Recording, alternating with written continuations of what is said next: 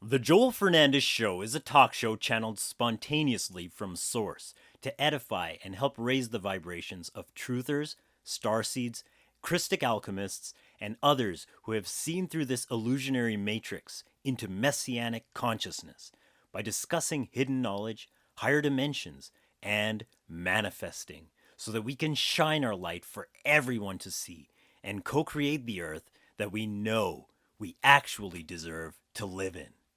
Don't! I gotta go! I'm working on the show! Welcome back to another episode of The Joel Fernandez Show. With me, Joel Fernandez. This is episode 21. Can you believe that? We have done 3 whole sets of 7 episodes each, and I wasn't numbering seasons or anything, but we are moving forward. The momentum is building, and this show is not slowing down. I literally had to narrow it down to what I wanted to include in this show for today. This show is going to be released on the 18th, and we've had some pretty decent weather. I mean, April is still kind of iffy, but man, it's springtime. It's springtime, and let me tell you, we are seeing the migrations coming in. Right now, we have the yellow-bellied sapsuckers, and they're coming into... Sorry, I just had to make a joke. But seriously, spring has sprung, and the sap is running. On your mark, get set, go!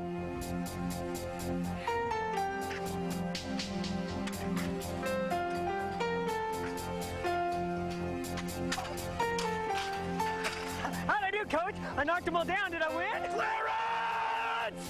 If it weren't for your dad making a sizable donation for this track, you'd be off the team! I've got a black tiger's eye bracelet on today. It's really cool because normally you just see the brown tiger's eye. That's one of the most popular ones. But black tiger's eye is a good gemstone for stabilizing the mind, but it's also very grounding. It's also very protective. So it does serve like all these functions together. But being a black stone, it is representative of the sphere of Saturn and that protective energy, just that grounding protective energy. It's very great. That's why I'm also wearing black today. Actually, because today is the 21st episode, I'm actually going to issue a bit of a challenge to my viewers.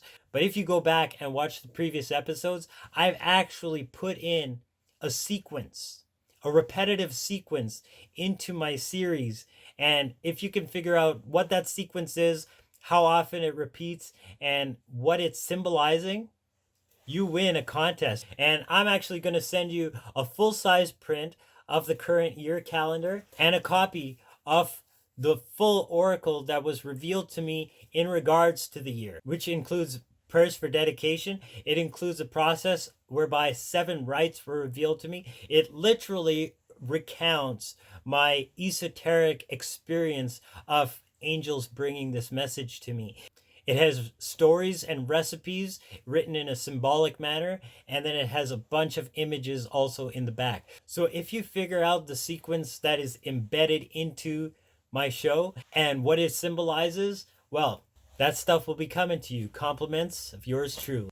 But I actually want to get on right away with the show because there's a lot that I want to talk about. Sources just beaming stuff to me. I got a lot to cover in this show. Like, I didn't even expect when I started this show to be talking about some of the stuff I'm talking about now. Like, yeah, I wanted to talk about, some more esoteric hidden stuff, maybe some conspiracy stuff. Not that any of that stuff is theory anymore. It's literally glaring us in the face right now. But on top of all of that, with the Illuminati playing cards, and I started off with Jivgini giving off some of his exposés with, how history is falsified and what have you with all of that craziness. I didn't even expect to be moving into and discussing some of the topics I'm talking about now. My intention was literally to raise my vibration past all the craziness, all the hullabaloo, and all the commotion that's going on in the world right now, to literally raise my vibration past that so that I can manifest and live in a world where none of that matters. Guess what? I raised my vibration and it's continuing to raise. Like what I thought was high, turns out that that's nowhere near where Source is trying to take me. And the horizon just keeps expanding. Like, I literally get to the crest of one mountain and I'm like, I made it, and there's a whole new horizon waiting for me to conquer it. To conquer it. That's why we're here. We're stepping up, we're reclaiming our sovereignty, reclaiming that power that was intrinsically ours all along, that we were just hiring others to tell us what to do, how to think, and what to feel. And now we're taking that back and realizing that, hey, I do have control over my own life experience, what goes on, what my situations are, what I get for myself, who I'm hanging around with, the businesses and the communities that I associate with. All of that I have control. But if I'm giving that away to someone else, well, they're going to define all of those scenarios for me. But no longer. And those of us that have stepped up, those of us that are reclaiming our dominion, are actually starting to see changes manifest.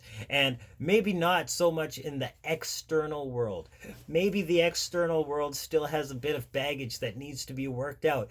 But while all that is going down, I didn't think that I could raise my vibration past all of that and actually start to manifest a community where people are working together, where people aren't just stuck grinding the old hamster wheels, continuing to perpetrate the same mess of society that got us here in the first place. No, I've broken past that, and now I'm starting to see that all of a sudden, despite the commotion in the world, despite all the manipulation and all the control and misinformation, what have you, that's going on out there, despite all of that, I've actually carved out a community, a space around myself where, not only because I've exposed myself to edifying, uplifting information, now I'm starting to connect with people that are already building this world. I'm starting to see more of this world come around me, more of the people that I thought would just not be into any of this in the first place are starting to ask me questions. What does all this mean? This is literally a new space. It's a new era. We've literally exited an old paradigm. But that old paradigm only existed because that was the space of that age, that era. And that era has literally dissolved. There is no way that that form of manipulation and control can continue to go on behind closed doors. Mind you, it is continuing. But the only way that it can be exposed is if it continues in broad daylight, where more and more people just see it. Just see it for what it is. I mean, despite the way that the whole world bought into the narrative of scarcity and fear, and you have to stay at home or you have to wear a muzzle when you go out, and all of this stuff people bought into. But now people are starting to question, maybe not all of this is leading in the direction that they told us it would. I mean, mind you, it was only supposed to last for 2 weeks, right? To flatten that curve. And now look at where we are. So we could see that when we give the enemy even an inch, he takes a mile. Forget a mile. We're looking at a 1-year anniversary, and chances are there's going to be a whole bunch more implemented on the dark side. But there are literally 2 worlds being born out of this. We've heard about this, the splitting of the prism, right? Dolores Cannon and the waves of volunteers. That is why we are here. We are the volunteers, and we are actually the ones with the knowledge of how to influence this physical reality, how we can implement methods where we can actually begin to percolate the dimensions, the reality bubbles that we want to experience into this world, infuse this world with those bubbles like a foam, and then from there that foam just expands and fills out and literally overgrows this entire earth plane. We are manifesting a heavenly plane on this plane that we find ourselves in. And the only way to really do that and succeed is through the mind, the battle of the mind. And that's why it's a battle for our minds. That's why McDonald's can run like 3 ads back to back that are exactly the same, and they don't care. Why? Because you've just seen their ad 3 times, and that's going to stick in your reticular activating system. And the moment you drive by McDonald's next time, that ad is going to be there whether you like it or not. So that repetition doesn't matter. Now it's just a fight for, even 3 seconds of your time. We can skip the ads in 5 seconds. Well, those 5 seconds are more powerful than even we like to admit to ourselves. But that's what runs the world right now. It's not skill, it's not money, it's not even blood that runs the world right now. It's oil and it's time. Those two things, babies bleed oil right now, and they'd all be sold for barrels of crude oil. And mind you, there are situations where that's going on, and it's going on behind the scenes. People are being traded for these commodities, and even worse, believe it or not, but that's the case of the dark world that's being exposed right now. This stuff has been going on since time immemorial. Humanity has always been subject to these forms of manipulative control, but it's gone on behind closed doors. Secret societies, the aristocracy, whatever groups have led the siege behind us. I'm not going to get into details. I know I started off this show talking about things like the Illuminati playing cards. We can talk about things like the crest of Visconti and some of those Italian families. Why do they have a serpent eating a man as their emblem? We could talk about that maybe in another show. But what's really going on here is that we're waking up. We're saying, hey, we're not going to be eaten by this other species. We're going to step up and we're going to run our own species. We're going to run our own species, and that's what it's about. We don't need other people to tell us what we can and can't do. We don't need other people to tell us who we are or what we're entitled to. We know what's in our hearts, and we can literally just take that heart space and project it onto the physical world and literally manifest that scene as an experience of physical reality. That's how reality works. But we need to harness that skill, and we need to set ourselves to not get distracted by circumstances. If the wind and the waves of the storm that we find ourselves in are challenging us and making us wonder, is this even going to work? Then that's not the space from which we want to manifest. That's not manifesting, that's fear. And when we're living in fear, we're going to manifest more of a scarcity experience, of a lack mindset. And that lack is just going to continue to mirror out. And we're going to constantly be met with such experiences. So let's quit it. Stop it! Let's stop those cycles that our ancestors were manifesting, whereby they manifested wars and inquisitions and famines and plagues and all that kind of stuff. And let's move into a place where we can literally manifest peace on earth, a utopia where not only humanity gets along with each other, but all flesh. Like the oracles of the prophets say, the animals will live together in peace and will actually beat our weapons that we made for war into tools wherewith we can cultivate the very earth itself. I always talk about this verse, but it really is one of the most important verses exemplifying this. In the Oracle of Ishayahu, chapter 11, starting at verse 6, and the wolf shall dwell with the lamb, and the leopard shall lie down with the kid, and the calf and the young lion, and the fatling together, and a little child shall lead them, and the cow and the bear shall feed. Their young ones shall lie down together, and the lion shall eat straw like the ox. And the suckling child shall play on the hole of the asp, and the weaned child shall put his hand on the basilisk's den. This isn't just wishful thinking. These are literal oracles coming through from source, and not just source, but the aspect of source that is the fiery logos, that intention. That is how manifesting actually works. It's by putting forth a vision from the logos, an intention, a decree, if you will, and by saying it, by proclaiming it, and literally seeing it fulfilled in our innermost selves before it actually mirrors out as physicality, by embodying the emotions and the state of being as if we're already living in that fulfilled reality. That is the key whereby we manifest this world. And that is literally what all these texts are talking about. It's talking about a way whereby we can literally bring this era into fruition. But what has to go on before that era is fulfilled? There's a lot of details that have to be worked out. And all those details, mind you, are explained very thoroughly in the text through means of stories, through means of metaphors, through means of characterizations. People take it literally and they get all bent out of shape when you say, oh, it's historical, it's not historical. I'm not saying whether it is or not. I'm saying that the application of the symbols and the meaning, it's holographic. So whether it happened historically or not is irrelevant when you look at it as a whole fractal. It's manifesting over and over and over and over again. Why? Because there's only one thing to manifest, and that is source. And that source is this living decree, this living word or logos. And that living logos literally creates physical experience of reality.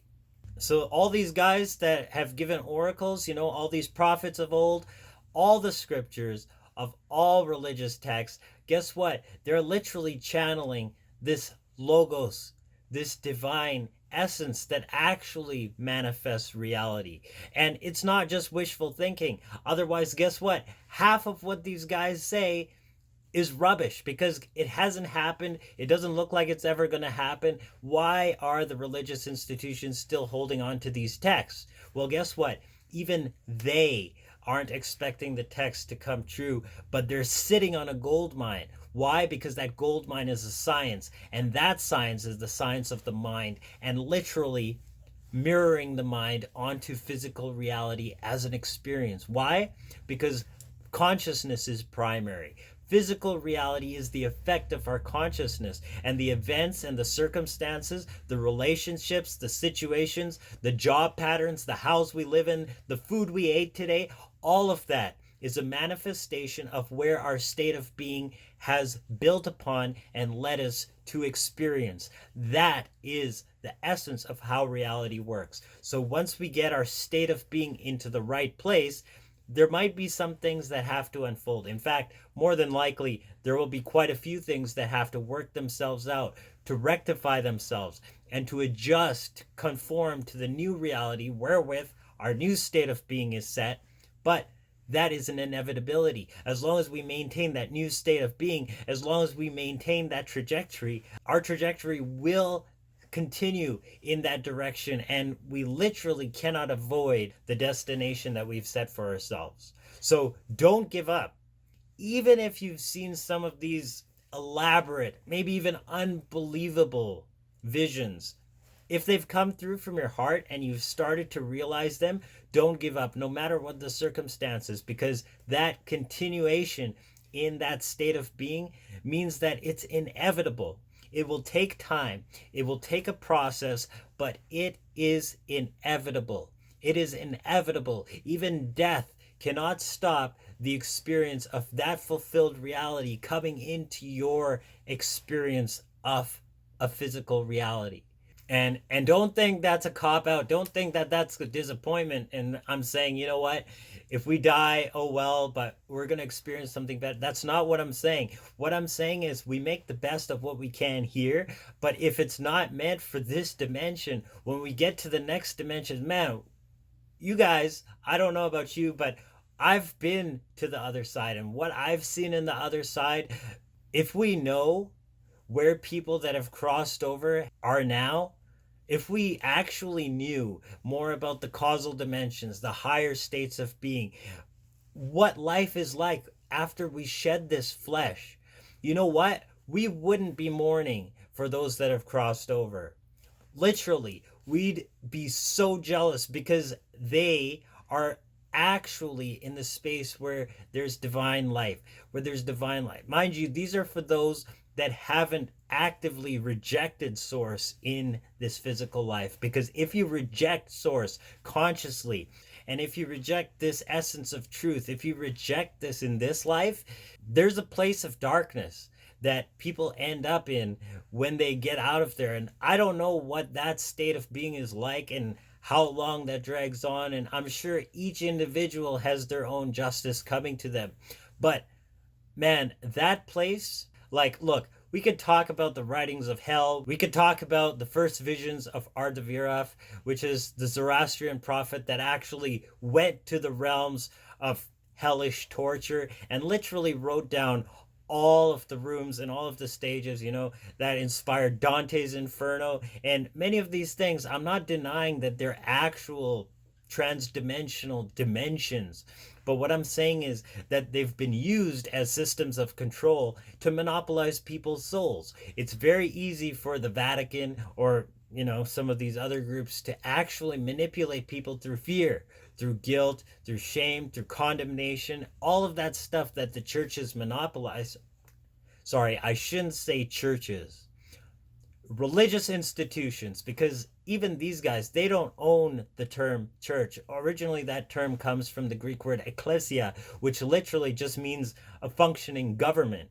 And that government is when we reclaim our sovereignty, literally step up into our full awareness and embody that holistic state and literally manifest heaven on earth. That's why I said that these oracles, these prophets, they're not just belching hot air. Those are literal decrees from the Logos, and now the Logos is incumbent to actually bring those to pass. If we are on that same wavelength, we will experience that. But if we are not, we are going to end up being outside of that experience. So be part of this life, be part of this invigoration, and let yourself experience some of these oracles where, like I said, Ishayahu, even Micah says this exact same thing.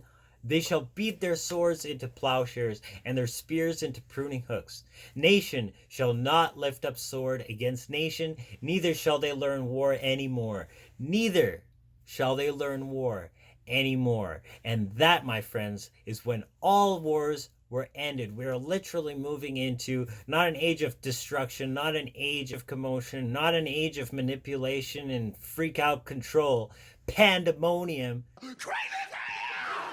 And how the guy sitting in the seat of the president right now is one of the heads of the seven-headed beast. And, mind you, he doesn't have the mouth of a lion, let's just say that much. But people like to project onto the scripture to make sense of it. But let me tell you, when this play actually does make sense, we're going to read it and we're going to be like, holy moly. Oh, so those are the 7 horns, and we're going to be able to name them all. Like that, and we're gonna see it all. We're gonna say the 12 stars. Everything is gonna make perfect sense when the time comes. But right now they're just shadows. So we're grasping at straws, saying, "Oh, Chernobyl is Ukrainian for wormwood, and that's the star that explodes and makes the water wormwood so that people are sick."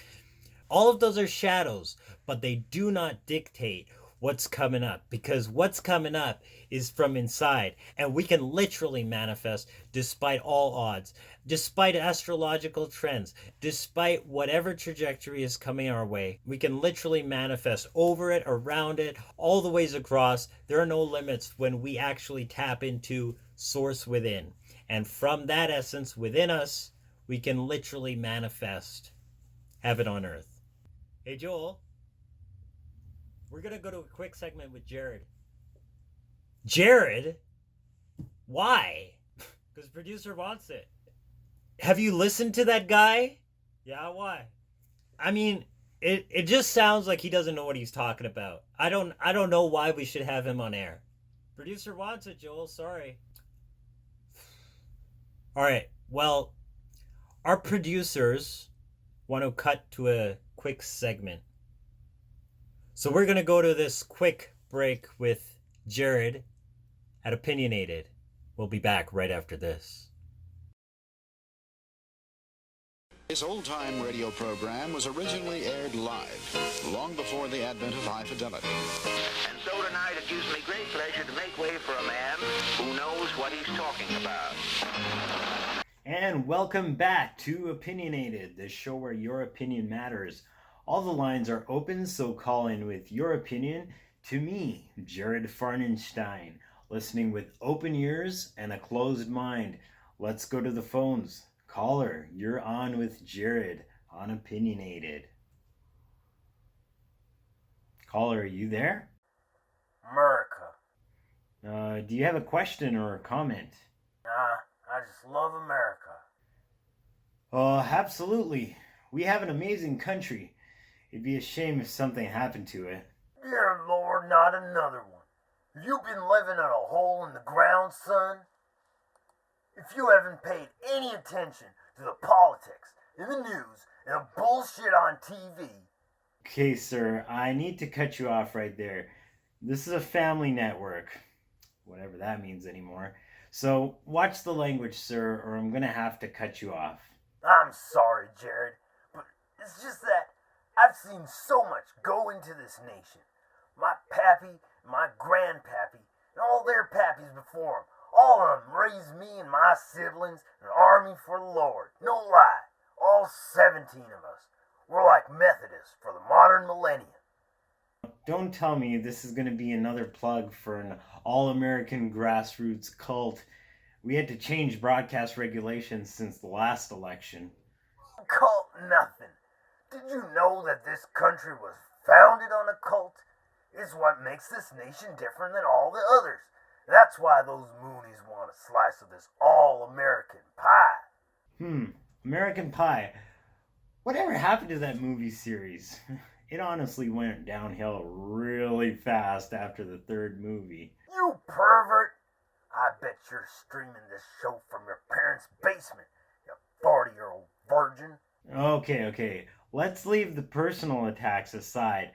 No need to... The whole of Liberty City knows about you, Jared Farnenstein. You shill.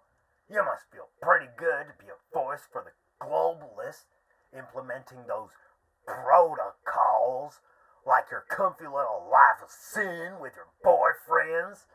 Okay, another beautiful day on JFX Radio here in Liberty City. Call in with your opinions, comments, questions, or concerns to me, Jared Farnenstein. Anything's on the table today, just so long as it doesn't get personal. Ain't nobody needs to know about that. But we're going to be right back after this brief announcement from our sponsor. You are listening to a Joel Media production, bringing people and the finest in entertainment together. Goodbye. Wow, that was deep. Let's get back to the phones. Caller 12, you're on Opinionated. GTA's the best game series ever! Well, I gotta say, I kind of liked Mario Party growing up myself. Mario? What are you, a baby? GTA's deep, man. But I wouldn't expect someone as dense as you to be able to dig past the superficial appearances and get to the real meat of the storyline. Did you know that JFK never died? Janis Joplin's alive in Scotland. And the only reason for the Cold War was because snake-headed aliens run the oil industry. I don't really know about any of that. Mostly because I think my boss just might be one of those aliens you mentioned.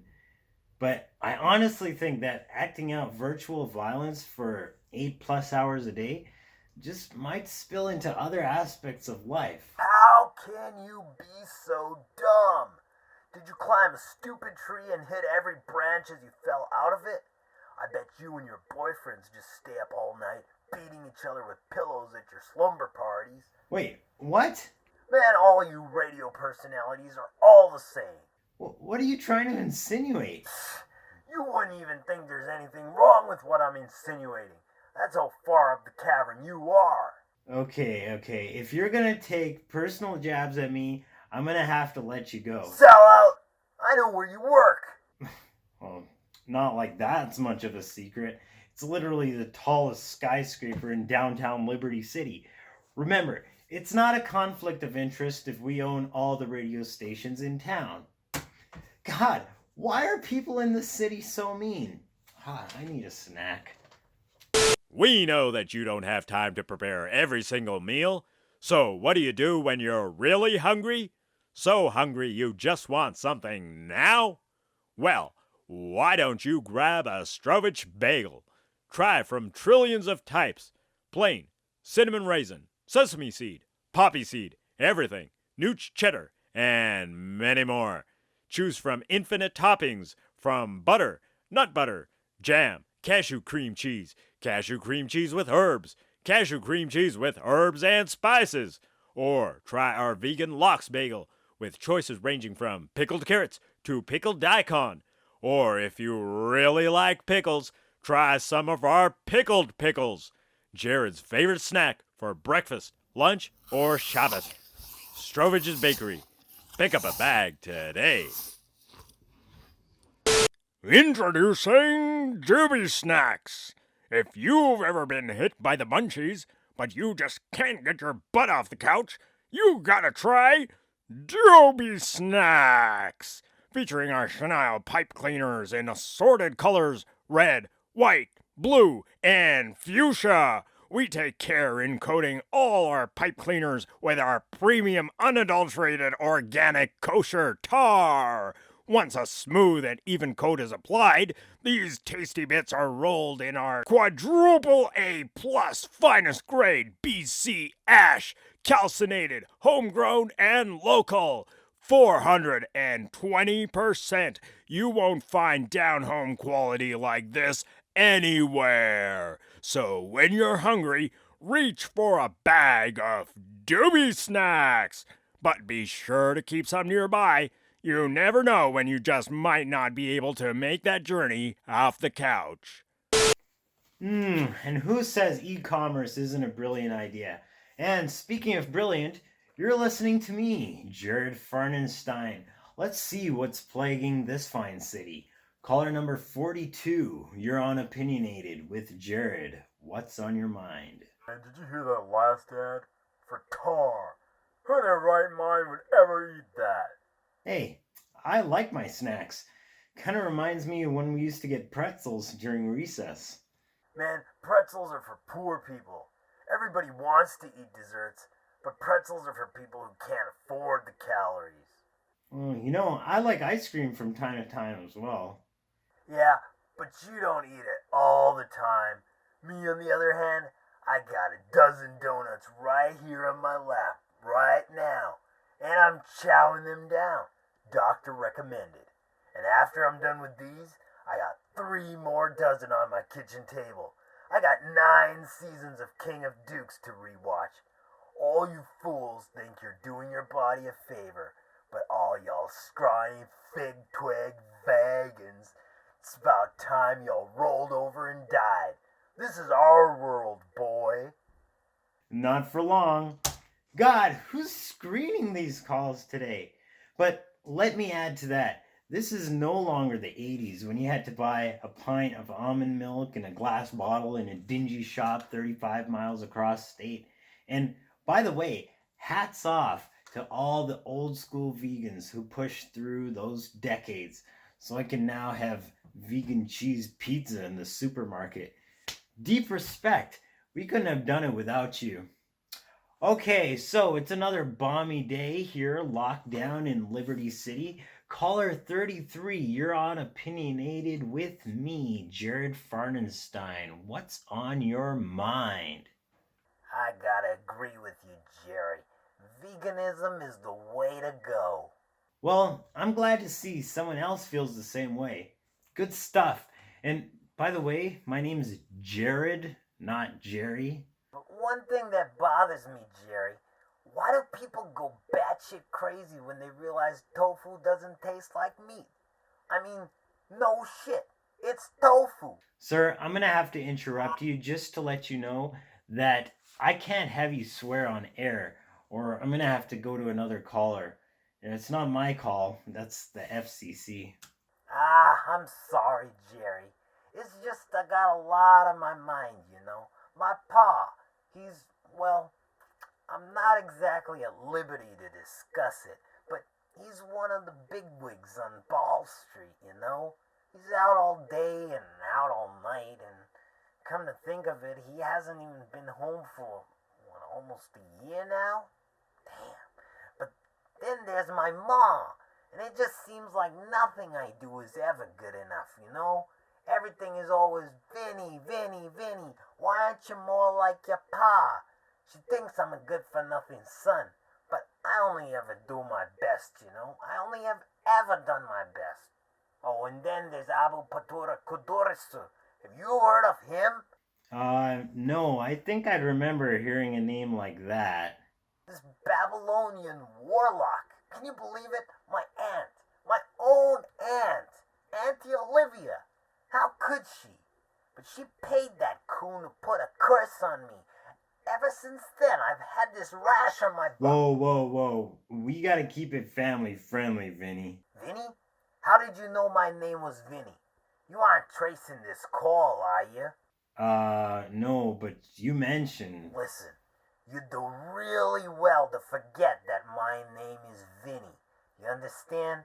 Like, I just got personally acquainted with a baseball bat being lodged in my skull.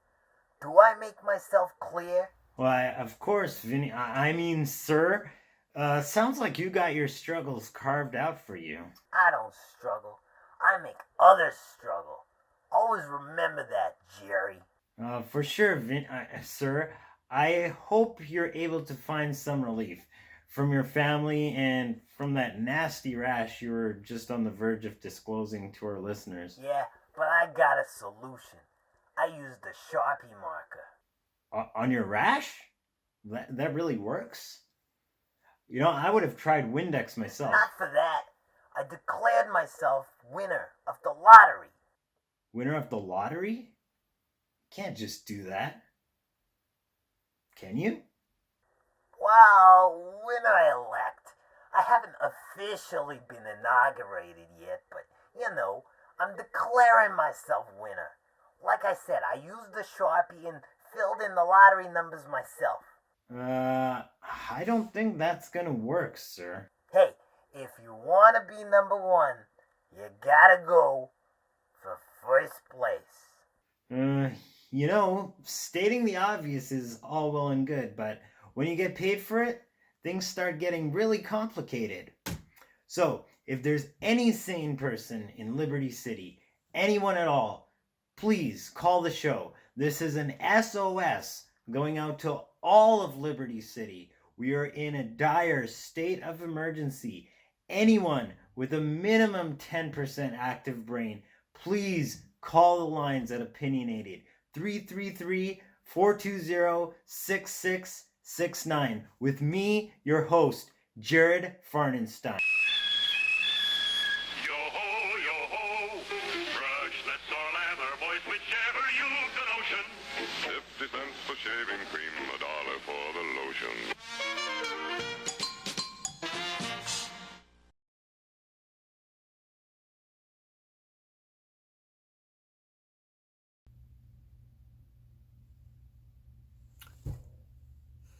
I don't know what to say. I mean, Jared's a great guy and all, but I don't think he has what it takes to make a show. But no criticism. I just think that we need to focus on what we can do. Taking callers and complaining on air, that doesn't really fix much. I mean, what we can do is literally just put all of that aside and step up, see what's in our heart, and literally start to do that. What is in you to create all along? Literally, you probably started on this when you were little. When you were really young, you had all these talents and you had all these dreams and aspirations. Well, what were those? Maybe tap into some of those, and that might lead you forward. And you might really just find yourself one day creating this new world out of the blue, creating, you know, whatever aspect of this world is. YouTube channel, whatever it is, do it in your own way. For me, mind you, the YouTube channel is on the side. First and foremost, I'm a graphic artist, I'm a musician, and I do all of that stuff to actually create and bring about this world. It's an artistic frame of mind that actually founded on right brain hemispherism, where I tapped into that. I stepped out of the indoctrination of, 12 plus years of left brain control, and now I'm starting to actually create a right brain curriculum, because as we move forward into a new world, we have to ditch the ways that the institutions have controlled us. If we trace back school to, the beginning of when school became school, I'm not talking about education. I'm talking about the Western school, the Western system of, grades, and of course the subjects of mathematics, language arts, and all of that stuff. That's all left brain, because guess what? The mathematics they teach, including algebra and geometry and trigonometry, that all has a right hemisphere aspect of it. Consider numerology, consider gematria, consider those aspects of it, right? When we're talking language, we can talk about breaking down parts of speech, nouns, verbs, pronouns. We could talk about etymology, or we can look at it from a right hemisphere of the brain, and we can actually start to implement, of course, language arts and poetry and creative writing. All that kind of stuff is great. But what about cross-linguistical studies? What about learning alphabets that aren't phonetic and not just linear sounds like consonants and vowels? We could talk syllabics like Ethiopic or Japanese. We can talk, the complex literatures of the Indian languages, or we can actually talk the actual pictoglyphs of ancient Egyptian, of the Chinese languages. All of these things we can look at holistically and literally expand our linguistic horizons. It's what allowed me to be able to translate some of these ancient texts, is because I just looked at the languages and I realized, hey, there's some curiosities in some of these languages that English doesn't have, and in translation, that's lost. So why are we basing our understanding on these complex texts that are actually describing processes of non-physical experience? How can we limit that into a translation of a translation? Because even the English translation is not direct Hebrew translation. It comes through Greek and then Latin. And on top of that, there are commentaries written about those books that steer the translations that we actually put those books in.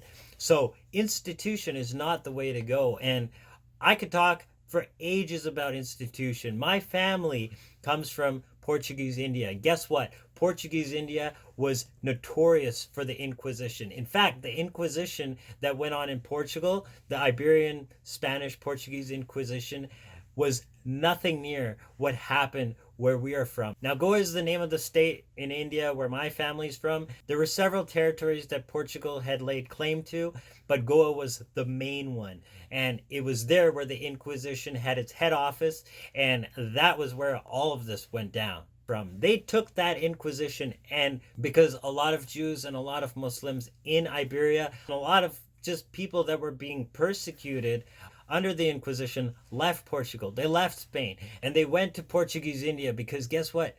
It wasn't going on there. But the Jesuit monks went there, and the Inquisition that they implemented there was far worse than what went on in Portugal and Spain.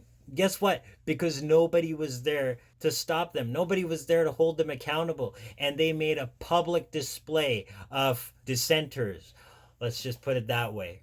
I'm going to actually be reading a bit from an article here by a guy named Teotonio R. de Souza. He's a Portuguese Indian, and he talks about how the Goan Inquisition was the worst. The Goa Inquisition was set up at the request of Jesuit missionary Francis Xavier in a letter dated 16th of May, 1546 to King John III of Portugal. St. Francis Xavier is the saint when it comes to not just Portuguese India, but basically any kind of missionary in East Asia. He was literally the guy that went throughout this whole, literally the whole world, and set up missions and all this stuff for the office of the Jesuits.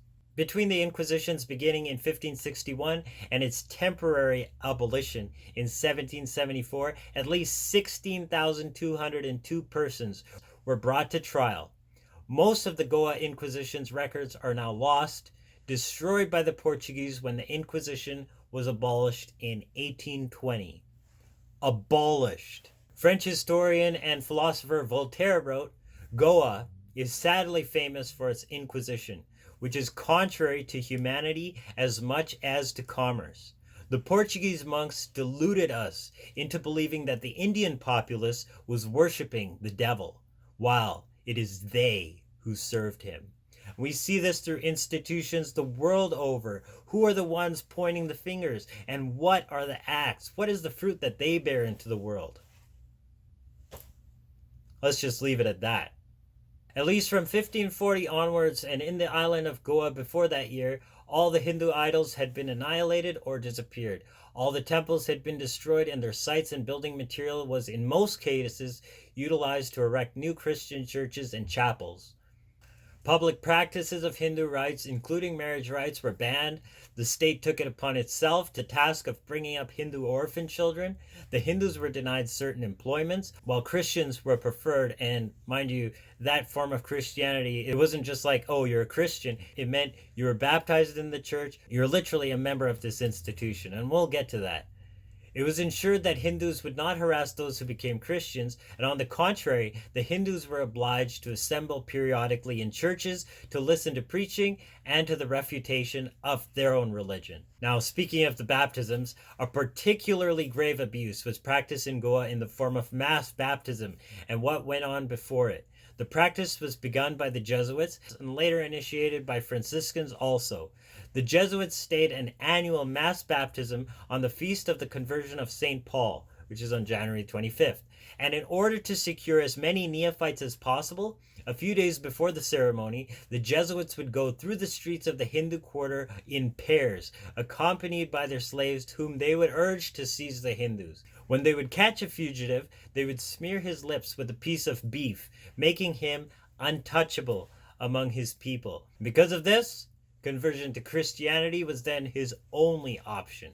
They banned fasting in accordance with Hindu tradition, and they said any fasting you do has to be with the Catholic tradition. Certain plants like tulsi or sacred basil was banned. You couldn't grow it. Certain clothing like the traditional Indian clothes, men would wear a dhoti or women wear these cholis.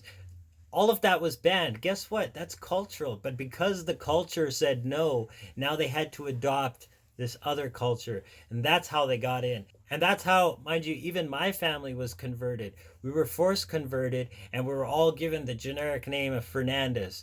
Fernandes is literally the most common name in Goa. Why? Because it was given out by the Jesuit registrar during these mass conversions. Why were there mass conversions? Because we were scared we were going to be killed. And we were going to be killed. And that's the reason why I'm here today, is because my ancestors weren't killed. But guess what? Because of that knowledge, because of that foundation, I am able to tell you this stuff so we can see the institution doesn't care about truth. They just care about manipulation and control. And they want to use your beliefs against you in order to pull you into their own beliefs. Why? Because they really don't have a leg to stand on. Not if they're doing it in truth. It's the difference between what I'm talking about and what they're talking about, is because they're sitting on a gold mine and they're not sharing with you the gold mine, and they're actually monopolizing your own soul to trade you for the value that they're sitting on. But what I'm doing is giving this all away for free. I'm telling you that this is the way that it's always been, and we're reclaiming it back from a generation that not only was never lost, but that has built on it for several generations, and we are now much stronger than we were back in the 1600s, back in the 1800s, and what's coming now, they have no way of avoiding. They can't avoid it. So don't worry about what the world looks like is going on. Don't worry about, all the manipulation, all the lies, all the control, all the who knows what's going on. Don't worry about that, because Source's message has always been the same. This is not owned by Catholics or Hindus or Hasidus or animists. None of that owns Source. There is no exclusivity because we're all alive. That life force is in us already. We just have to tap into that, and that essence itself will teach us the truth if we allow it to, and if we stop selling ourselves short trying to buy people telling us the truth. So I could go on talking about the Goa Inquisition. The way they made examples of people, they would literally nail people's hands to a post in the public spaces and read fabricated charges against them, and then they were literally taken away and burnt at the stake, with their properties confiscated and divided by the church itself. The religious institution, sorry. So this all went on, but it went on in the name of truth. Guess what?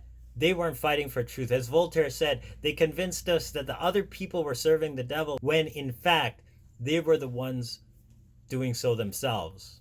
And the manipulation, knows no bounds. Like, they wouldn't prohibit the bad stuff. They would just prohibit things that they knew were cultural. So once they prohibited the culture, that whole facet of life itself disappeared. So examples with prohibitions in the marriage ceremonies were that instruments for Hindu songs cannot be played. Well, that parallels to, the ban on instruments and music that went on in the Middle Ages. Even after that, we see the manipulation with Gregorian chants. And, in Russia, they got rid of some ancient instruments like the hurdy-gurdy or the rusli. They've got rid of complete traditions, and those instruments were associated with songs and storytelling and histories. Well, guess what? If you can't tell those songs and you can't sing those histories, all of that is gone. Many of the oracles in the Hebrew texts are actual songs, not just like the Psalms, but the Lamentations are songs of mourning, of the destruction of, the sacred temple. But it's written to music, and it's written in an acrostic way so that you can actually memorize and keep this information with you for generations. That's how the Vedas were written. I mean, that some of this music is wild, it's ecstatic, and it's rock and roll type stuff. The churches won't tell you that. In fact, the churches will tell you, many of them will tell you, stay away from that Christian rock, because even Christian rock is bad. Well, guess what? Many of these prophets, they were in absolute trance, and they were literally ranting and raving. They were strumming they didn't have guitars, but they had zithers. The word guitar literally comes from zither through sitar, which is the Indian guitar. I won't get into that, but it's literally like a harp with a soundboard, and they were just strumming. Like the 3rd chapter of Habakkuk is a prime example. That's a wild oracle written with ecstatic lyrics, and not just ecstatic, but in an erratic pattern. There's no rhythm, there's no rhyme to it, and the Hebrew term that defines that style is shigonoth, and that literally means like a rhapsody. You're just in trance, just spitting out these phrases and these words, and it's coming out, and the music is wild, literally like rock and roll, triumphant, victorious.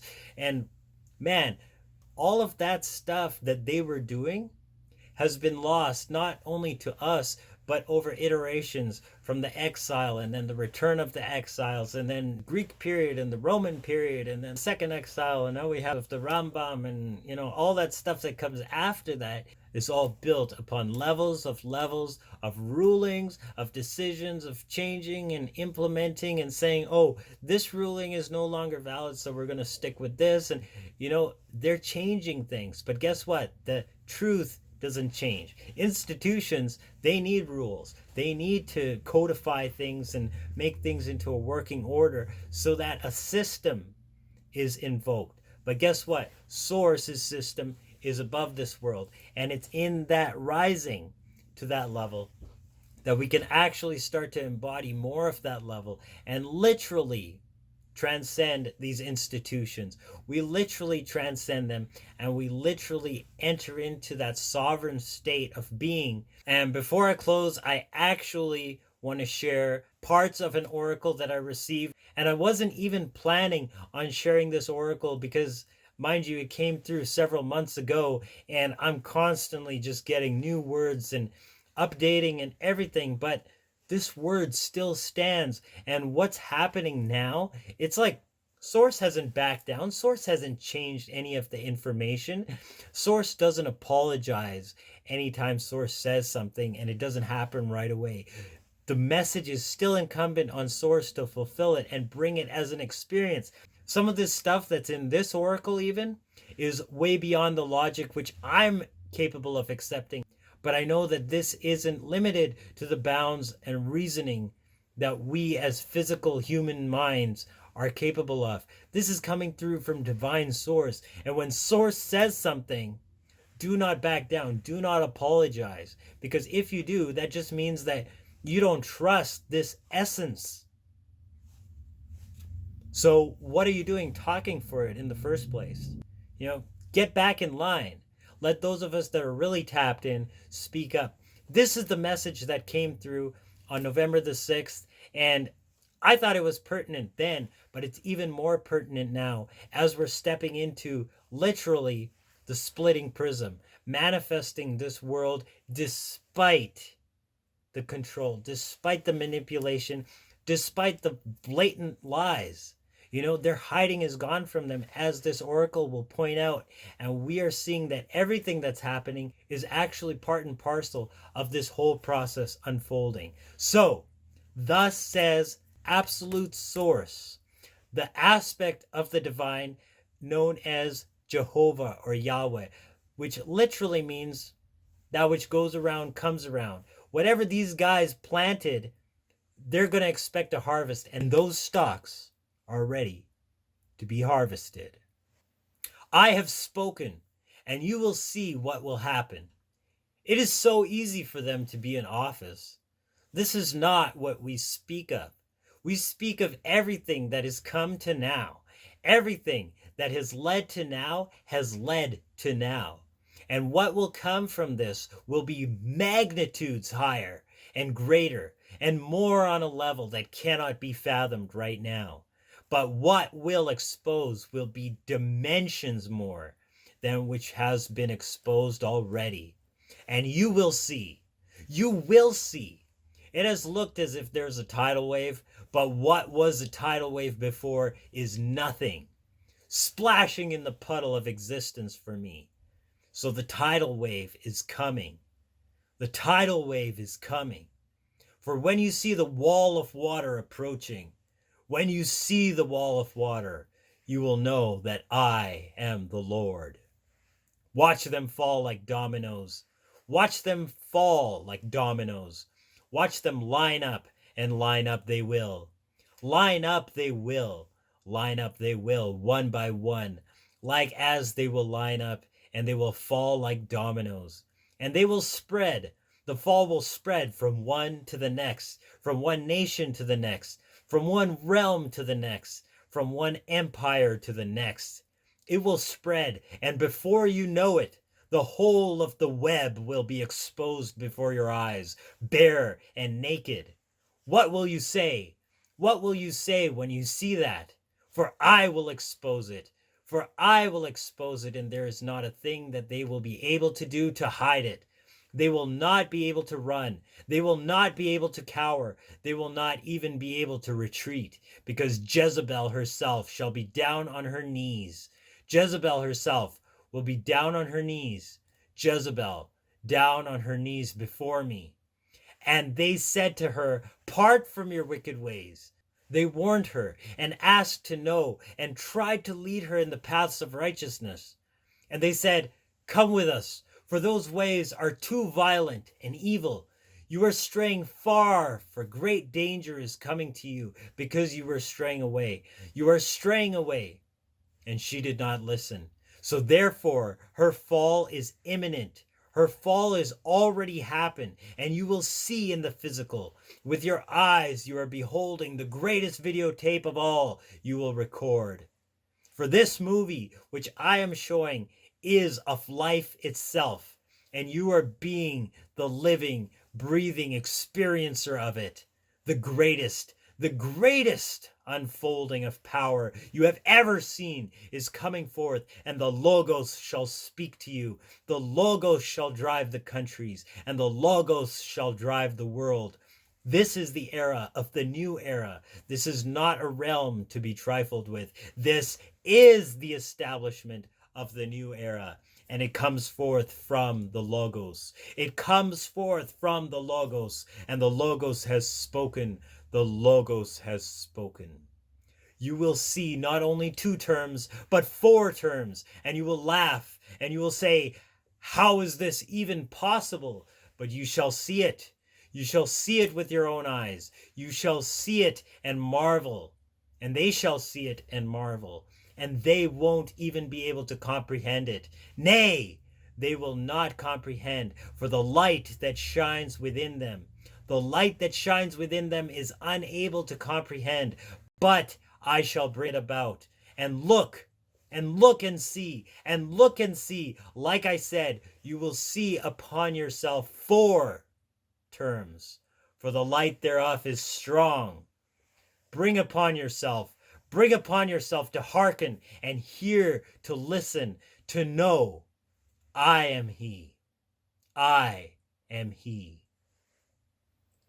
Rise up, for the world will be manifest. Rise up, for the world is imminent. You will see within this, and no recluse for the wicked, no recluse for those that don't report the truth and the justice, and where righteousness prevails, there shall no longer be anywhere to hide. For the hiding has been withdrawn, and that is why it is so obvious. Hiding has been withdrawn. There is nowhere to hide before my face, and they cannot withstand themselves, for they have committed themselves to their judgment. They have committed themselves to what their judgment is upon them. They cannot run, for they have earned it.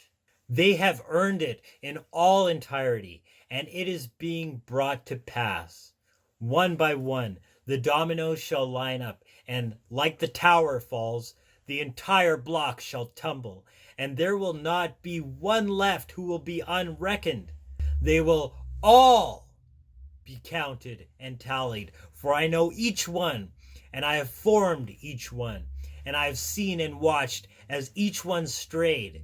So each one shall pay account of what they have taken, and what they have caused others to take, and what they have caused the earth to be made manifest as in their wake.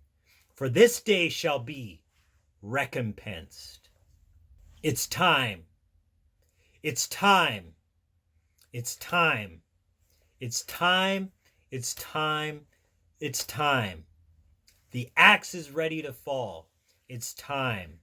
It's time. It's time. It's time. You will see it. You will see it. You will see it. You will see it no more. The games have been played too long. The games. They have been played too long, and I have taken out their hiding, and they have been unable to hide.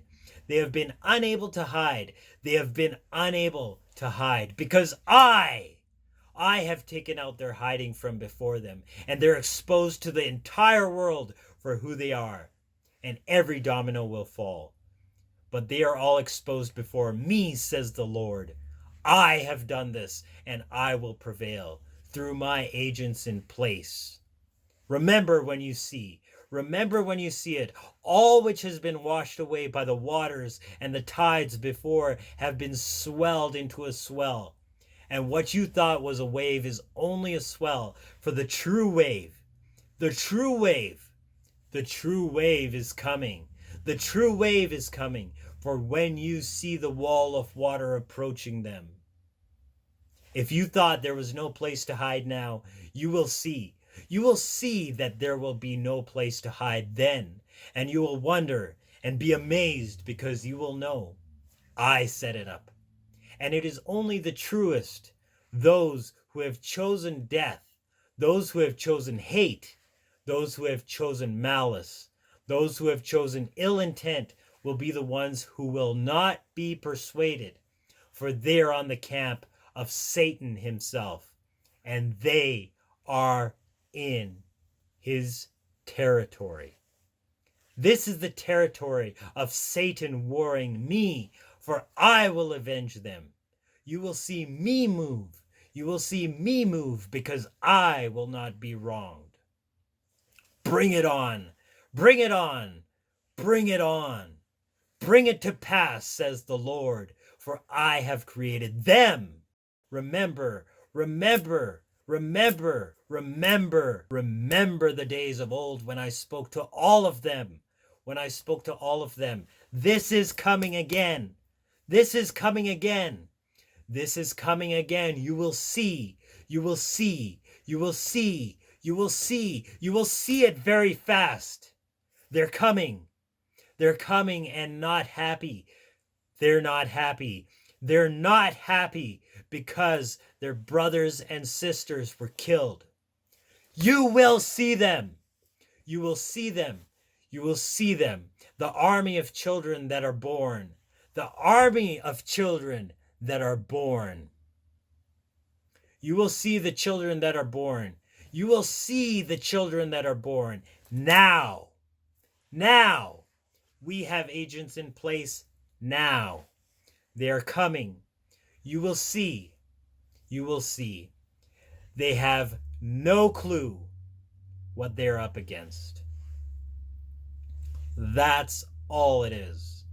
Prophets are in place is all it is. Just watch. Watch. Fall in place and it will show up. Everyone will be revealed one by one. And you will see we were all in place from the beginning. From the beginning. Ha ha ha. Watch. Watch. Watch what I do. Watch. Watch. And you will say, how could this ever have been? And it will be me. For I have planned it. And I have planned it. And I have planned it before they have planned it. Therefore, I have planned the plan that they were planning. So leave the planners a while. Allow them their time to scheme. But watch. Watch. Don't you see their nakedness? Don't you see their nakedness? Is it not the most amusing show of all? And yet their demise will be even more amusing. You will see it. You will see it. You will see it with your eyes. You will see it with your eyes. Not only will my David serve in a second, you will see the axe fall on them, neck by neck, one by one, and not one will be left without justice. Yet it will be them that brought it upon themselves, for they had plenty of time. They had plenty of time, and warning was upon them constantly.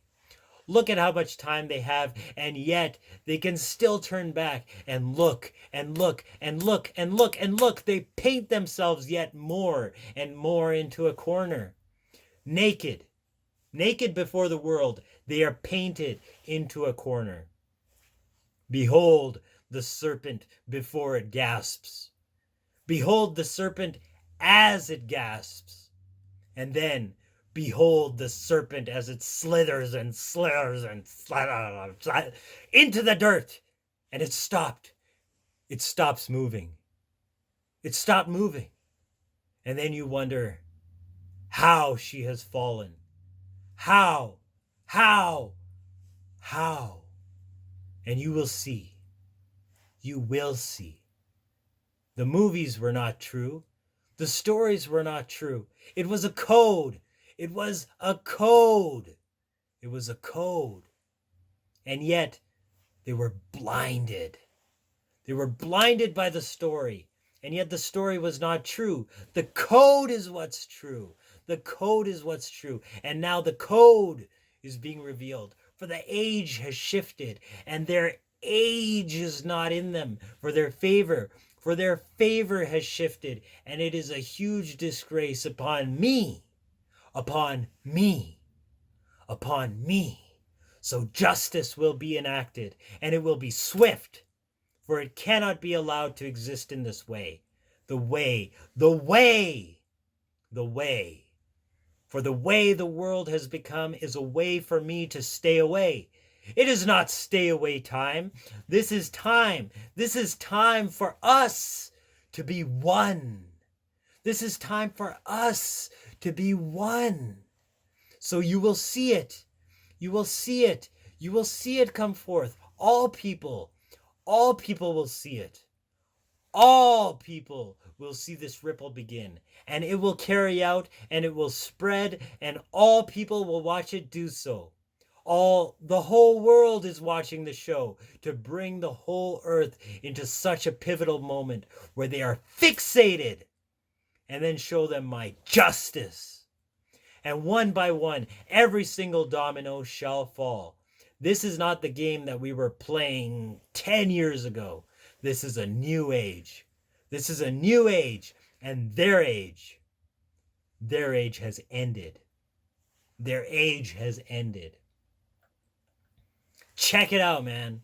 I said it, and I'm going to do it. I said it, and I'm going to do it. I said it, and I'm going to do it. You're going to see it with your own two eyes. I said it, and I'm going to do it. I said what I need to say. Now, go and do what you need to do. You're going to sit here all day? Now go and do what you need to do. In college you were there. You were there. You were there. You saw it. Are you willing to see it again? Are you willing to see it again? Do you want to see it? You will know that I aligned all these things up in the divine mind. In the divine mind, I placed all of them like dominoes, and they will fall to bring a spectacle to the end of what would have been. What would have been. And if it ever happens again, if it ever comes to pass, that will be the generation to which it is most deserving. For never before has there been an intervention like this one. Never after shall there ever be, unless the age that ends it brings with it absolute desolation. If this age is to end, then an age to be replanted brings utter desolation. Then that age shall be dealt with. The age itself shall be dealt with, and all the people that are born therein, and all the people that rule therein. But this age has been delivered, and this age shall reign as the age of glory. And this age shall establish the establishment of peace, the establishment of love. But it shall reign from within, not from institution, for institution is of the former age. Institution is of the former age, and my word and my spirit is of the present age. And this present age shall establish true peace, for it shall establish peace between one, and man, and all of the earth shall be spread with this intricate web of peace. Just know it. Know it. Know it. Know it. Know it. It has to. It has to. It has to. You will see it. Ha ha ha ha ha ha. 50-50. Ha ha. We are laughing. We are laughing. Are you? Why are you not laughing when you know that I have planned this from the beginning? You have to see it. You have to see that I have planned this. I have planned it. I have planned it. I have planned it for the world to see a 50-50 between that which is clearly not 50-50, that which is clearly not 50-50, for the whole world to see the trickery. There is no hiding left to them, so let them play their games a bit longer. Let them play their games a bit longer. And just laugh at them. Just laugh at them. Just laugh at them. Because that is what we are doing. Ha ha ha ha ha. Ha ha ha ha. Ha ha ha.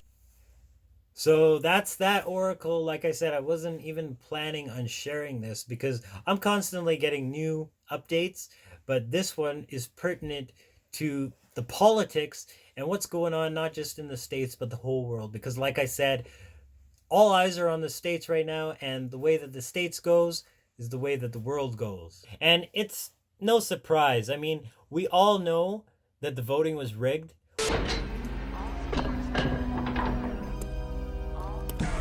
General Fear, I have a special job for you, Major, apart from Lawmaster Beliar. And that would be? When Beliar delivers Commander Kelly, the High Judicial Council of Enemy will convene the public tribunal. Where the people vote guilty or innocent for the victim through the central interactive computer system. Correct. This time, though, the will of the people must be my will, and my will only.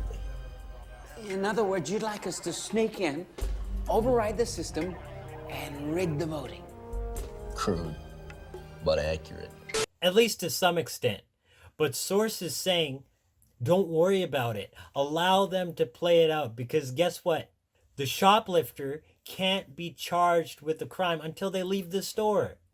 If they're caught in the store and they have the, whatever object under their coat and they're hiding and then they're caught, they could say, oh, I was going to pay for this. It's okay. I was going to pay for this, officer. If they leave the store, then that's it. They can't say, I was going to pay for this. So allow them to play their game. I mean, what's coming to them, they can't even anticipate. And they're going to be tried on a level that the world has not seen before, at least not in recorded history. Maybe perhaps some ancient history that has been suppressed, or some fairy tale, I don't know, might analogize something similar to this incident. But in history, such an event has never occurred on such a scale. So we are going to see something even greater than the Nuremberg trials, with even greater justice. Why? Because people have turned, instead of looking from institutions, and they're looking to source. That's why information like this is coming through me. That's why people around the world are starting to look to the prophets, to esoteric knowledge, and not to look to the media. Because guess what? By the time the media, I call them the Medianites, once they publish a story, it's already old news. What are you going to do about it anyway? We see in Canada, Mr. Trudeau make an announcement. We're going to do this, and all this is already decided, and we're going to go ahead and make this happen. We've taken significant measures to keep Canadians safe, particularly given the threat of these new variants that are being developed or that are emerging elsewhere around the world.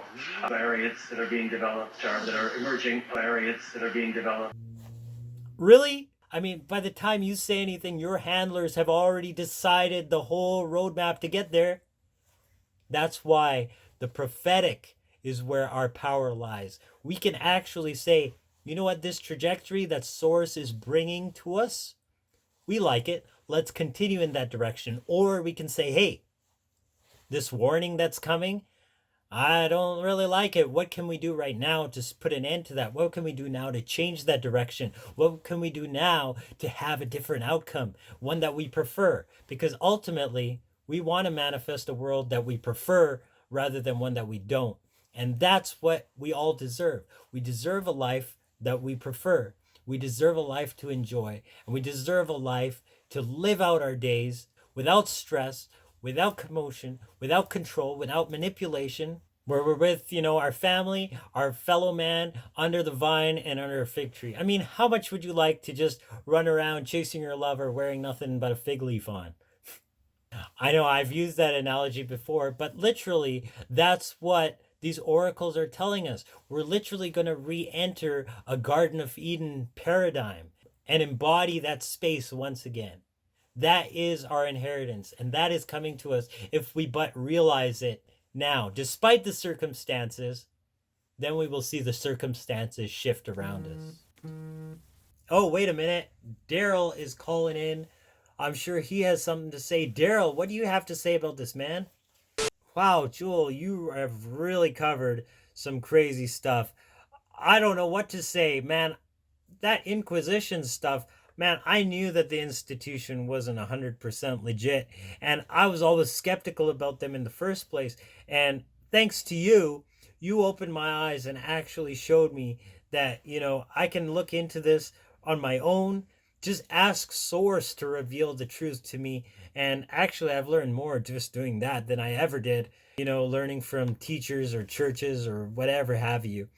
But a big question here, like, you're saying God speaks to you. Now, I'm not criticizing, I'm not saying, but really, like, what qualifies you to talk to God and hear these messages? But a lot of us don't have that maybe connection. Maybe it's just not developed. Maybe, I don't know, but I'm speaking for myself. Like, I'm not that in tune with Source to just go out and say, hey, Source is telling me there's going to be 4 terms. Man, that sounds pretty ridiculous. I don't know where you come up with this stuff. If Source is really speaking to you, man, it would be interesting to see how this unfolds in the future. But you know what? Waiting is another thing. And in another 4 years, there's going to be other issues and other topics. I mean, if we even remember this conversation, right? So I'm not denying, I'm not saying that Source didn't tell you this stuff, but I'm saying that, man, some of this stuff is just so crazy. Like, we can watch the show. I mean, it is amusing, just watching them make complete political fools of themselves, but they're getting away with it in the meantime, at least on the media. So I have a question for you. How do we deal with the situations in life when, when we have to go out, we have to be muzzled. We can't hang out with people. We can't even have group gatherings. Picnics are, last year we were denied. It looks like this year is going to be the same thing. What are we going to do when this is the situation? Travel is totally restricted. And not just that, look at some of the things that are coming out from people that have actually taken the vaccine. I'm not going to mention too much on that because I know censorship is real. I don't want to put your show in jeopardy. But what do you do when you can't really do anything? How do you make a point? How do you even bring up the subject with people without sounding like you're complaining, without sounding like you're just belly aching? How do you break out of that state of being and actually manifest where you're already creating and turning the wheels, where you're starting to see communities concretize around you, where you're starting to live in this new earth paradigm? Because I'm doing the inner work however it presents itself, at least I think so. And I am, getting into some visualization, starting to see a utopia and, just kind of making that scene alive in my vision just before I go to bed every night. I am doing work like that. Mind you, I still can't leave my house just whenever I want. Certain things like that, they're still oppressive and they're actually keeping me in this old paradigm. How do I break out of that when everything around me is consistently, bringing me down? Daryl, I know it's tough. I know it's tough and I'm not going to deny it. Like sometimes I have questions myself. Sometimes when Source gives me these messages, I question Source and I'm like, really, Source? You want me to say this? Now, I thought I was putting myself out on a limb here. Now I'm really walking the plank. Are you going to be there to catch me when they throw me in the lion's den? But the truth is, Source always delivers. And like the 3 men thrown in the fiery furnace, they didn't even have the smell of smoke on them when they came out. That's how much Source has our backs. So in order to get to that space, we just have to enter into that state of being. And that state of being, when we're manifesting, it's a state where we're content, where we're fulfilled, right? I mean, what would it look like if the world was a utopia? What would you feel like? You would feel fulfilled. You would feel grateful for the things that you're doing or you can do. Gratitude. Gratitude is the key to actually get out of what is not serving you and focus on those things that are. And the more you focus on those things that are, the more you cultivate that sort of world, a fulfillment where you're actually content and satisfied and at ease and at harmony with those around you and the circumstances that you find yourself in. Once that harmony is cultivated and tended to and watered and grown and allowed to flower and bring forth, that fruit that it brings forth is going to overgrow your garden. That's how to do it. You start by being thankful. And by being thankful for the little things, you start planting seeds to be thankful for more. And that being thankful, suddenly you're thankful for, hey, I hung out with friends and we talked manifesting for 6 hours this afternoon. Hey, I had some car trouble. I had to take my car to the shop. But guess what? It was a great outing and I had a great morning drive picking up my car. And on the way home, I just stopped by a vegan restaurant and picked up the most amazing meal that I've had in a long time, like I did in my last episode. Why? Because that's just a tendency that I've sown and now I'm just reaping the rewards. It's not like I plan, I got to go out, pick the car, but let me think how I can make that event better. Oh, you know what? I could treat myself. I could get things lined up. And then I'm like, hey, you know what? Let me get this meal. I like this meal. I'm going to get it. And then it's like, hey, I can share this meal with the show. And then it's like, now I have more ideas for where I want to take this show. And I thought this show was going to be over after 20 some episodes. Guess what? Not even close. So I know that when you allow Source to flow through with a sense of gratitude, with a sense of fulfillment and thankfulness, then that actually allows more thankfulness to be possible. And from there you move into manifesting more of it and more of it and more of it. And speaking of more of it, I think the voice of reason has a bit more to say. Let's check out the voice of reason. Actually, we got a new and improved voice of reason. Let's have a listen. The voice of reason!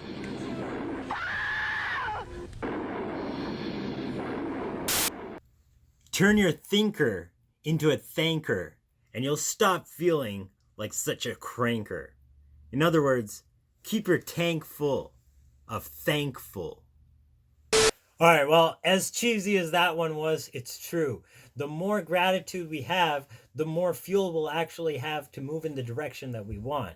The opposite is also unfortunately true, that if we're ungrateful for things, we're actually going to be pushing against the exact things that we don't want to be headed towards. We're going to be moving more and more into that state of being, and we don't want that. So let's step out of that struggle of pushing against something, because the more focus you give to something, the more it presents itself to you, whether it's good or bad energy. So if you put out bad energy towards something, it has to be met with more of that bad energy, with more resistance. And that's just going to cycle and perpetrate and create more of that same state of awareness, that same state of experience. That's just going to manifest more and more. So step out of that. One of the best exercises that I found that broke me out of, lousy early mornings, working a job that absolutely was dead end, and with people that I wanted to connect with, but that there was no potential there. We weren't connecting on any level. They were in their own paradigm and I was in my paradigm. And ultimately, I just want to raise to ultimate unity with Source. That is me, but I want to share that journey with others. Guess what? At work, I had nothing to talk to these people about, but I didn't let it bother me. I just did my work as if I was doing it unto Source. When I had to stack pallets all by myself in the back of the warehouse, I did it, but I did it as if Source was the one who was receiving that pallet. And I made sure all the boxes were lined up nice. Other people didn't care so much as long as the pallet got on the truck. But me, I did it unto Source. When I came in early in the morning and I had to process overnight orders, I had my headphones in, even though I wasn't supposed to. And what was I listening to? I was listening to manifesting tapes. I was listening to Bashar, to Abraham Hicks. I was listening to Neville Goddard. I was listening to Joseph Goldsmith, even Joseph Ally. Many of these guys, they're absolutely brilliant. And that's where I learned a lot of my foundation, because I learned, the literal interpretation of the sacred scriptures, but I never really understood how I can use it to make my life any better, right? If it's all historical, if it's all literal, that's all well and good. I'm not saying one way or the other, but I'm saying, how do I implement that in my own life, right? What does it matter what David did or what Moses did or even what Jesus did, right? Some of the teachings maybe I can implement, but what does it matter what they did? But once I realized that that's all symbolic and it literally manifests in iterations throughout history holographically, so that the same thing is manifest, because there's only one thing in creation, and that's Source. And Source manifests things in accordance with the blueprint of Source. That is the logos. The blueprint is the logos. You have the written logos, you have the revealed logos, and all together the world is manifest through the word. Tradition calls that prophecy, but all that is the oracle coming through from logos. So like I said, I was getting this information deep within me whenever I could. And then whenever there were customers, I would smile at them. I would meet them on an energetic level. You can't really communicate much to them when they're just picking up orders, and you just gotta next. You can't really communicate much to them verbally, but you can definitely meet them on an energetic level. And like Bashar says, our hearts radiate electromagnetic energy. I mean, you know this, when someone walks in the room, they can literally change the whole atmosphere. They can literally raise the vibration of the room. Or, someone else walks in and you're like, whoa, what's up with that guy? You guys want to get something to eat across the street? Maybe we'll come back after these guys are done here. It's something like that. So we bring our own energy to the table. And while I was working at this place, I was doing everything I could just to keep my vibration as high as it could. Sometimes I would literally just get off work and go to the park for 4 to 6 hours in the park, just wandering in the woods, wandering in the grass, just wandering in my own thoughts, getting in tune with Source, detoxing all that stress and all that energetic baggage from the day. Because I wasn't picking up, verbal gossip and all this drama and whatever was going on in the workplace and other things. I wasn't picking up myself emotionally, but that energetic body, it still picks up like a magnet. It still picks up these things, and there's a way to detox. So spending time in nature, grounding, solar gazing, just being in the sun, getting that fresh air, sometimes just, getting in the river, even if it's just my hands and just washing my hair, whatever it is, things like that, just absolutely just ground the energy, and it brings you into that state of contentment. Because when you're in nature and you have nothing to do, guess what? You're at peace. All things are resolved, and you really are at communion with Source. And that sense of gratefulness, that sense of thankfulness, in allowing myself to cultivate that, I actually got to the place where if I started an early shift, I would be listening to, Abraham Hicks or whatever, listening to how to manifest, listening to affirmations, rampages of who I am, what I'm here to do, and why I've come to do it.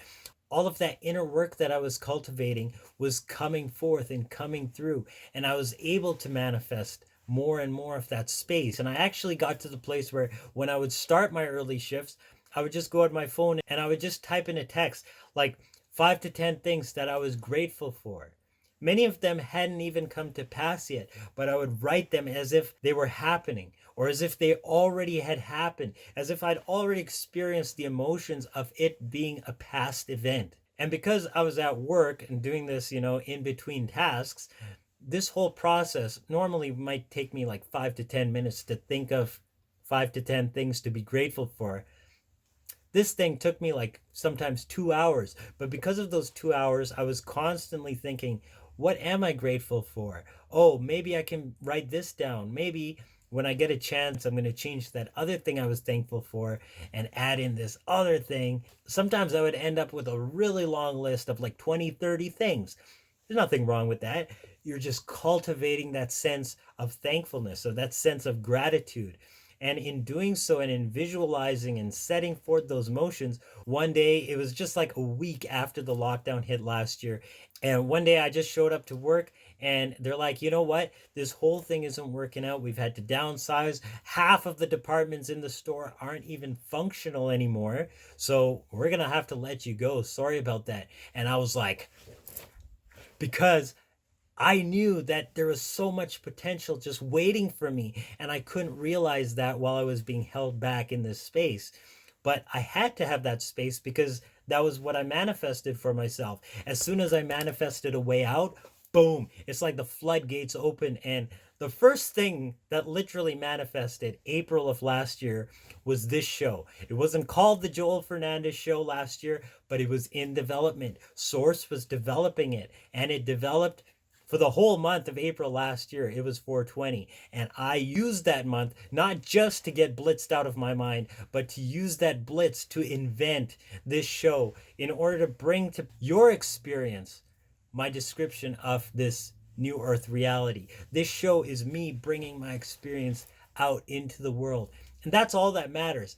Because ultimately, I have to share my experience with the world. Otherwise, it's going to go to the grave with me. And everything that I've learned, on top of all the religions and the institutions and the sacred texts and the esoteric natures of astrology and crystals and plants and medicines and all of this stuff, literally seeing what the year actually is as opposed to the Gregorian calendar. If I don't share that with anybody, nobody's going to know. And they're just going to continue following the Gregorian calendar. A community where everyone is an artist and the whole community is run on art, and schools are focused on right brain curriculums, holistically employing a heart space and bringing children to actually teach their own parents some of these esoteric subjects. There is no way this information is going to the grave with me, and I'm going to go out speaking up, reclaiming our sovereignty, and taking as many people with me as possible. Now, I don't intend to end up like Vernon Howell, but that is the one thing that institution fears the most. And if they're going to come for me, at least I'm going to go out that way. So I'm going to go right now. This show has gone on quite long, but I had a lot to share. However the show comes out, I'm just going to keep making this information because Source is giving me this information. It's not me sitting with a book just figuring it out, writing it all out. It's literally just coming through, coming through, coming through. I literally just have to sit here and open my mouth, and I have 45 minutes of just me talking before I even get to any notes. That's how much source is speaking, and that's what I'm sharing with you. So stay optimistic, because this trajectory is already well underway. We have already started creating this high vibe tribe, and we are moving into a holistically functioning society where both left and right hemispheres of our brain come together and harmonize with our heart space. We are literally re-entering the Garden of Eden and creating, manifesting utopia, heaven on this earth plane.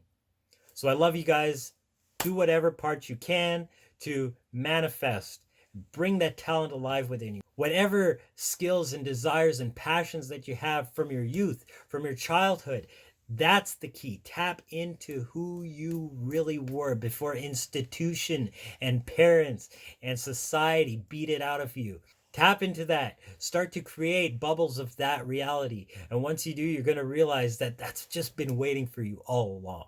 But I gotta go. It's getting late. I'm actually changing the schedule wherein I record the show, because I used to record it on Sunday, but then Sundays get really busy with the weekend and just going out and hanging out with people. And I like to cook on the weekends too, make some special meals. But I had to shift the schedule just to Tuesday. So now I'm filming on the 11th day hour, Tuesday, which just happens to be the hour of Mercury, which is perfect for communication and business. But that's just the way it is. And that's the way Source does things. Perfection, perfection, perfection. So open the doors, trust Source, and allow yourself to actually be the hands whereby Source creates this new world. I'm going to get some bean pudding. Guys, this bean pudding is absolutely amazing. It's rich, it's filling, and it's vegan. So you don't have to be continuing in the appetite for bloodshed. Source purged from me years ago the appetite for dead animals. And let me tell you, I've never turned back. I've heard people say they're more healthy. I've heard people say they have more energy. Guess what?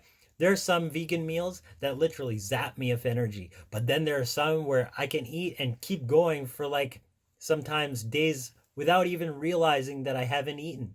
Like right now, I haven't eaten since last night. Like literally right now, I haven't even eaten for 18 hours.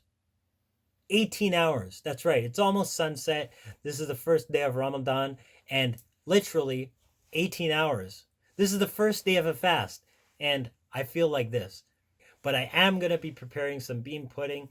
This is amazing, and it's vegan. So raise your vibration high enough, and you'll stop that appetite for death. You'll only be living off life, and then you'll only be manifesting life, because that's all you're putting inside of you. So that's all that can come out.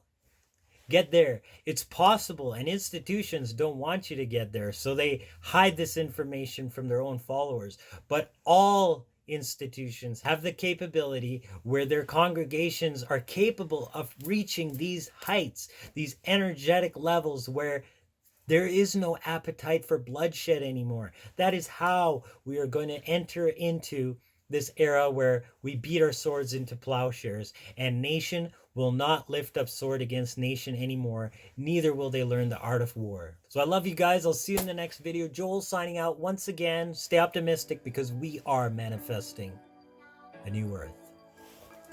Agape. Salam. Namaste. Hotep.